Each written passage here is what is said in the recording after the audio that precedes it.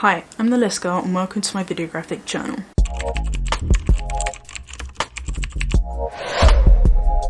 Today's topic is different ways that you can communicate with someone who is non-verbal or experiencing mutism. Autism spectrum disorder is a developmental condition that can affect an individual's ability to communicate effectively. Some individuals with autism may struggle to communicate verbally and may be considered non-verbal. This can be both completely non-verbal, selective mutism, or somebody who can at times experience being non-verbal. This can be a challenging aspect of autism, as the ability to communicate is essential for social interactions, education, and many other aspects of daily life. There are a number of potential reasons as to why an autistic individual may be struggling with verbal communication. One potential issue is apraxia of speech, which is a motor speech disorder that affects an individual's ability to coordinate the movements required for speech. Individuals with apraxia of speech may know what they want to say, but may struggle to coordinate the physical movements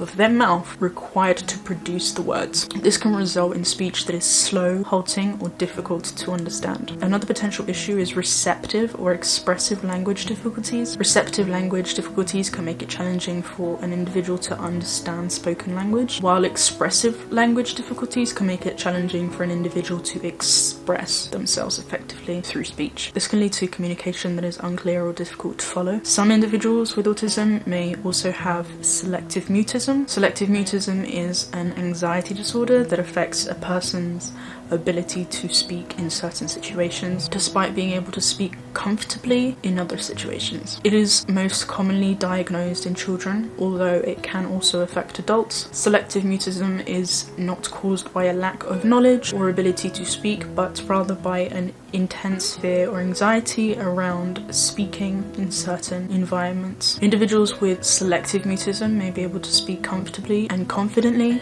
at home, but may struggle to speak at school, social situations, or other environments. This can lead to significant social and academic difficulties, as the individual may be unable to communicate effectively. Sensory processing difficulties are another potential issue that can contribute to difficulties with verbal communication in individuals. For example, some autistics may struggle to process and integrate auditory information, which can make it difficult for them to understand spoken language or produce it themselves. Furthermore, highly sensory overloading situations can lead an autistic to experience burnouts or shutdowns or meltdowns, which can often cause an individual to become non-verbal for short periods of time. It's important to note that non-verbal communication is a valid and important form of communication for autistics who struggle with verbal communication. Autistics may use a range of non-verbal cues and tools in order to communicate their thoughts and feelings, and it is crucial to support accommodations such as non-verbal forms of communication in order to facilitate effective communication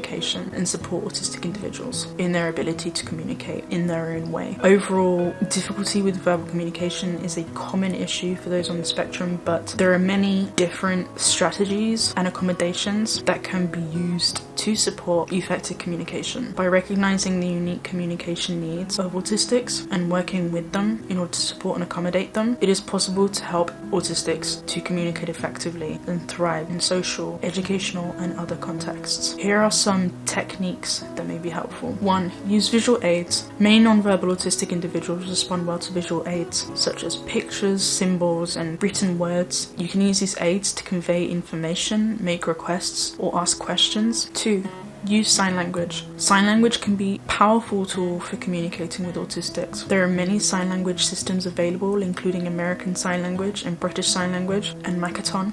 Learning sign language can take a while and is a huge process, just like learning any other language. Saying that, however, just learning the alphabet goes a huge way. 3. Use assistive technology. There are many assistive technologies available that can help non-verbal autistics communicate, such as communication boards, tablets with communication apps, and speech-generating devices. There are many free text-to-speech apps downloadable for free on mobile phones that are also extremely useful. I personally use mine when I become non-verbal. 4. Use body language. Non-verbal autistic individuals can over time learn to pick up on different body language and gestures more easily than verbal cues. Use these gestures to convey your message. 5. Be patient and observant. Non-verbal autistic individuals may need more time to process information and respond. Be patient and give them plenty of time to communicate their thoughts and feelings. Also, observe their body language and behavior for cues, better understand their communication. 6. Use a combination of all of these methods.